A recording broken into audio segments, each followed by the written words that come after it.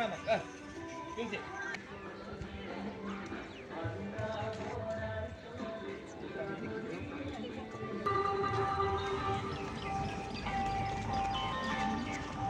চাওক, এইবাৰ আমাৰ ৭তম তিৱা মহোৎসৱৰ আজি প্ৰথম দিন কাৰ্যসূচী আৰু এই কাৰ্যসূচীটোত আমাৰ ৰাতিপুৱাৰ পৰাই আমাৰ ৯-১২ৰ পৰা আমাৰ পতাকা উত্তোলনৰ পৰা সকলো কাৰ্যসূচী সম্পাদন কৰা হৈছে আৰু আজি সন্ধিয়া আমাৰ সাংস্কৃতিক সন্ধিয়া উন্মোচন হ'ব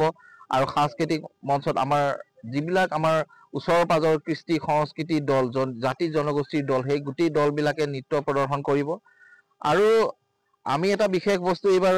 হেৰি কৰিছো মানে শিকাবলৈ ট্ৰাই কৰিছো যে আমাৰ ইয়াত 200জনী ছোৱালীয়ে একেলগে বৰত নৃত্য লাংখন নৃত্য আৰু জাকৈ এইটো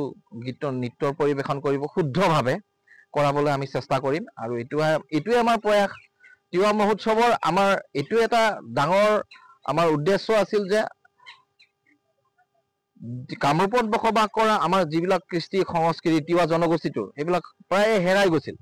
গতিকে এই হেৰাই যোৱাবিলাকক আমি আনি একত্ৰিত কৰি আমাৰ কৃষ্টি সংস্কৃতিবিলাকক আমি কেনেকৈ আমাৰ পিছৰ জেনেৰেশ্যনবিলাকক দেখুৱাই তেওঁলোকক আগবঢ়াই লৈ যাব পাৰোঁ এইটোৱে আমাৰ মূল উদ্দেশ্য আছিল গতিকে এই উদ্দেশ্যত আমি আজি 7টা বছৰে উপনীত হৈছোঁ কিন্তু আমি বুলিয়ে নহয় আজি আমাৰ এই মহোৎসৱ কমিটি বুলিয়ে নহয় আমাৰ ওচৰে পাজৰে থকা সকলো ৰাইজেই ক'ব আজি এই মহোৎসৱত অহা আমাৰ যিসকল তিৱা ৰাইজ তেখেতসকলে ড্ৰেছত আহে ড্ৰেছ পিন্ধিবলৈ শিকিছে গতিকে আমি ভাবোঁ আমাৰ মহোৎসৱটিত আমি কিছু পৰিমাণে হ'লেও আমি আমাৰ কামৰূপত বসবাস কৰাখিনি বিশেষকৈ তিৱা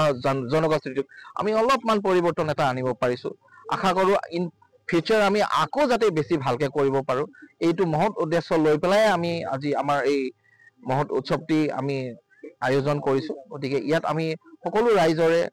জাতি বৰ্ণ ধৰ্ম নিৰ্বিশেষে সকলো ৰাইজৰে সহায় সহযোগিতা আন্তৰিকতাৰে কামনা কৰিছোঁ